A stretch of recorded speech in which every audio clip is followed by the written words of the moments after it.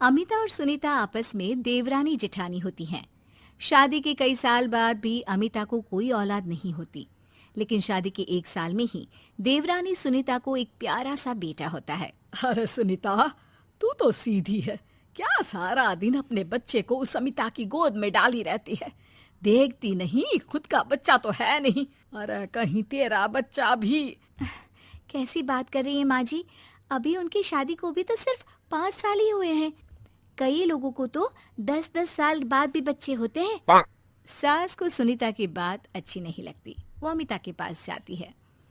देख अमिता, घर का काम करा कर। सुनीता का एक तो छोटा बच्चा, वो बेचारी घर को चिराग भी दे और सारा दिन किचन में खटती रहे, और ऊपर से तू आराम करे। दीदी, खाने में क्या बनाना है दोपहर को? मैं किचन में जा रही हूँ। अरे नहीं नहीं, मैं हूँ ना, मैं खाना बना लूंगी।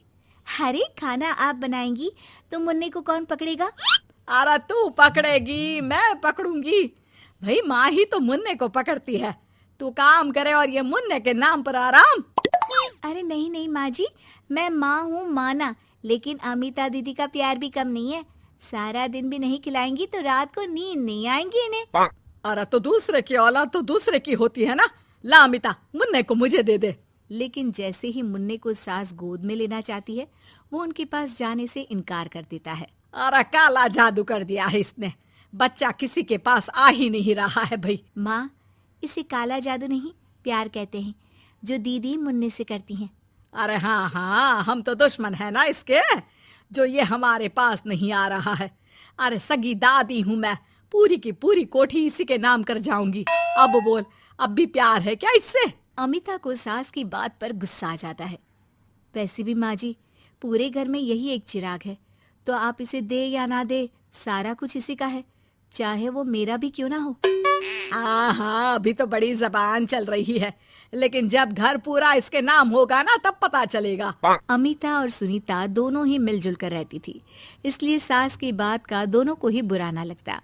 मिलजुल कर काम करती और हंस खेल कर रहती।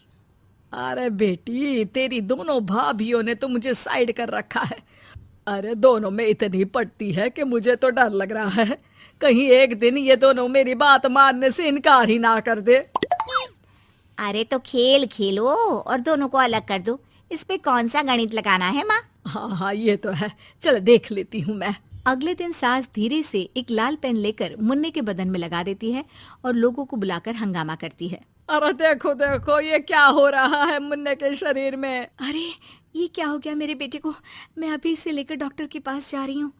अरे ना दीदी, परेशान मत हो, मैं तैयार कर देती हूँ और कैब बुला लेती हूँ, बाद में ले जाइए आप इसे। अरे बेटा, तेरा है, वो क्यों ले जाएगी? वैसे भी ये डॉक्टर का नहीं, तांत्रिक का मसला है। किसी ने मुन्ने पर जादू करने की कोशिश की है, जिससे वो मुन्ने को मार ले। सुनीता ये सुनकर रोने लगती है। कौन मेरे मुन्ने को मारने की कोशिश करेगा माँ जी? नहीं नहीं, ऐसा कुछ नहीं होगा। सास अमिता की तरफ देखकर कहती है। अरे वही जिसकी खुद की औलाद ना हो। कैसी बात कर रही हैं माँ जी आप? मैं क्यों मारूंगी अपने ही बच्चे को? वो तो मेरे बेटे जैसा है। अरे बेटे जैसा है, बेटा तो नहीं है ना। वैसे भी मैंने तांत्रिक को फोन कर दिया है। थोड़ी देर में वहाँ तांत्रिक आ जाता है। भगवान भगवान भगवान भगवान, बच्चे की जान को खतरा है, खतरा है, खतरा है। इसके ऊपर किसी बांझ औरत ने काला जादू कर रखा है, रखा है, रखा है। लगता नहीं ये बच्चा कभी ठीक भी हो पाएगा, पाएगा, पाएगा। नहीं नहीं, मेरे बेटे को बचा लीजिए। अमिता दीदी, आप इतना गंदा सोचेंगे मुन्ने के लिए, मैंने सोचा भी नहीं था। अरे कैसी बात कर रही हो सुनीता? मैंने तो मुन्ने को माँ से बढ़कर प्यार किया, ये सोचो भला मैं ऐसा क्यों करूंगी? लेकिन बेटे के प्यार में पागल सुनीता सास की जाल में फंस जाती है। दीदी, आज से आप और मैं अलग हैं, मेरी रसोई अलग, आपकी अलग, और आज के बाद मुन्ने को छूने की क्या, देखने की भी कोशिश मत करिएगा। अमिता सुनीता को समझाने की कोशिश करती है, पर कुछ नहीं होता। अगले रोज, ला सुनीता, मैं मुन्ने को नहला कर तैयार कर देती हूँ। नहीं नहीं माँ जी, मैं नहला देती हूँ। लेकिन जैसे ही वो मुन्ने को नहलाने लगी, पेन के निशान एक एक करके निकल गए। अरे माँ जी, ये तो किसी ने पेन से निशान बनाए थे, देखिए, जैसे ही मैंने मुन्ने को नहलाया सारे निकल गए। अब अरे नहीं नहीं बहू, ये तो बाबा का कमाल है कि बच्चे के ऊपर से ये साया धुल गया।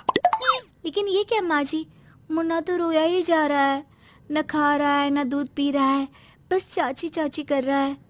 अरे इतनी जल्दी उसका भूत नहीं उतरेगा इसके सर से, मार मार कर खिला। जी माँ जी। लेकिन सुनीता का बेटा, जिसे अमिता से बेहद प्यार था, वो उसके पास जाने की जिद में ना खा रहा था ना पी रहा था। उसकी हालत बिगड़ती ही जा रही थी। हार कर एक दिन, माँ दीदी दिखाई नहीं दे रही है, क्या वो मायके चली गई है क्या? अरे क्या पता कहाँ गई, रुक बड़कू से पूछती हूँ। ए अमिता कहाँ है? माँ जल्दी पता करिए ना, दीदी कहाँ है? मुन्ने की हालत दीदी के लिए खराब होती जा रही है। सुनीता मुन्ने को लेकर नीचे अमिता के पास जाती है। अमिता बिस्तर पर पड़ी होती है। वो कमजोर सी दिखती है। बड़ी आराम से सो रही हैं आप, यहाँ मुन्ने की तबीयत खराब हो रही है। वो जैसे ही अमिता को छूती है, अरे दीदी ये क्या हो गया? आपकी तबीयत तो काफी खराब है। मुन्ने के बिना मैं नहीं रह सकती सुनीता, मैं उसके बिना नहीं रह सकती।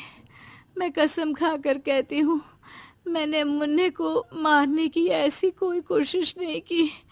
मैं तो खुद मुन्ने के बिना मर जाऊंगी। मुन्ना आप ही का तो है दीदी, मुझे माफ कर दीजिए। ये पकड़िए अपना बेटा,